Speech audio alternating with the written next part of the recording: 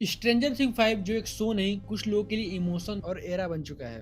तो क्या ये सीरीज अपने फाइनल सीजन में भी सेम कमाल कर पाया? तो फर्स्टली इसका ये फाइनल एपिसोड अभी आना बाकी है, तो कुछ फाइनल वर्डिक्ट देना बहुत ही डिफिकल्ट है। तो सीजन 5 वॉल्यूम 2 काफी लोगों को मे भी डिसअपॉइंट कर दे, क्योंकि एक्सपेक्टेशन ही इतनी सारी हैं। खास करके जो इंडिया में हाइप चल रही है, भाई मतलब भोजपुरी में भी रील बनाई जा रही है। और स्टीव को लेकर जो पागलपन है, कुछ लोग तो डफर ब्रदर को मारने तक का धमकी दे रहे हैं कि स्टीव का कैरेक्टर मरना नहीं चाहिए। लेकिन मेरे को काफ़ी अच्छी लगी, क्योंकि फर्स्ट वॉल्यूम देखकर समझ गया था कि सीजन 5 भी काफ़ी ग्राउंडेड रहेगा और डफर ब्रदर्स ज़्यादा कुछ बड़ा नहीं करने वाले। आप भी अगर ज़्यादा एक्सपेक्टेशन लेकर नहीं जाओगे तो आपको वॉल्यूम 1 काफ़ी अच्छी लगी और साथ-साथ वॉल्यूम 2 भी काफ़ी अच्छी लगेगी। वॉल्यूम 1 से ही देखते हैं काफ़ी मेजर टोन शिफ्ट हो गया है, जहाँ अब ये बच्चों का शो नहीं रहा, कहानी अब काफ़ी मैच्योर हो गई है। कई कैरेक्टर का डेथ भी हो सकता है मे बी आगे चल के।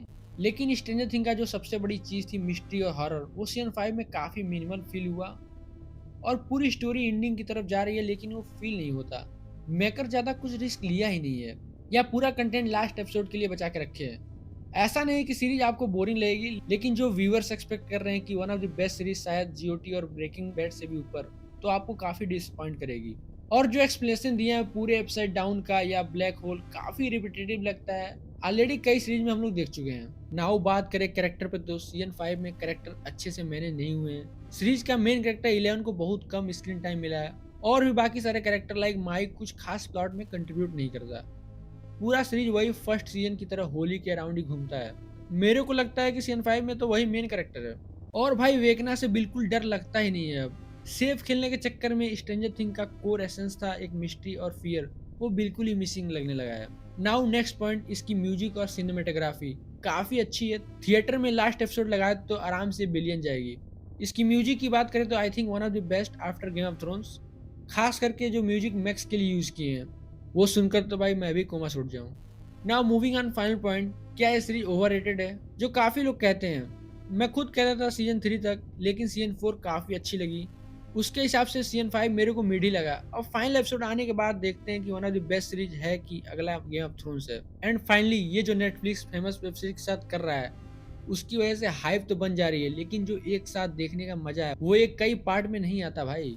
स्ट्रेंजर थिंग का हाल अभी सेम गेम ऑफ थ्रोन्स का लास्ट सीजन जैसा हो गया है, जहां आने से पहले इतना हाइप बन गई है और लोग इतनी एक्सपेक्टेशन लगा लिए हैं कि अब डफर ब्रदर कितनी भी अच्छी बना दे, कुछ लोग को एंडिंग डिसअपॉइंट ही करेगी। नाउ स्पॉइलर की बात करूँ तो नेटफ्लिक्स ने जो विल के साथ चुतियापा किया है एपिसोड 7 में, मतलब भाई क्यों? अब प्लॉट के हिसाब से नेसेसरी था, लेकिन कुछ और भी तो दिखा सकते थे। लास्ट में प्लीज ऐसा ना कर दे कि विल और माइक की शादी हो रही है और उधर एल ऐसे ही मरने जा रही थी, ये देखकर अगर जिंदा बच्चे भी होगी तो मर जाएगी। डस्टिन और स्टीव का भी डुओ काफी बेकार लगा, बिल्कुल फनी एंगल नहीं दिया। इमोशनल सीन जो दिखाया भी गया वो भी फोर्सफुल लगता है। और भाई जो जोनाथन और नैन्सी का रोमांटिक सीन दिया है वो काफी अच्छा था, बिल्कुल टाइटेनिक जैसा था। मेरे हिसाब से ये करेक्टर की डेथ हो जाती तो और इम्पैक्टफुल लगता, जो कि सेव के चक्कर में उसका पे ऑफ मिल ही नहीं पाता। अब पूरा स्टेक लास्ट एपिसोड पे ही टिका है, लेट्स सी कैसा रहेगा। अब जैसा भी हो, ये 9 साल काफी वंडरफुल जर्नी रही है। लिटरली मैं देखते देखते बड़ा हुआ हूँ, मेरे लिए इजिली टॉप 10 में रहेगा। बाकी आप बताएं आपको कैसा लगा ये वॉल्यूम, और अगर आपको वीडियो पसंद आई हो तो लाइक करें, कमेंट करें, और अगर आपका कुछ सजेशन हो तो कमेंट में वो भी लिखें।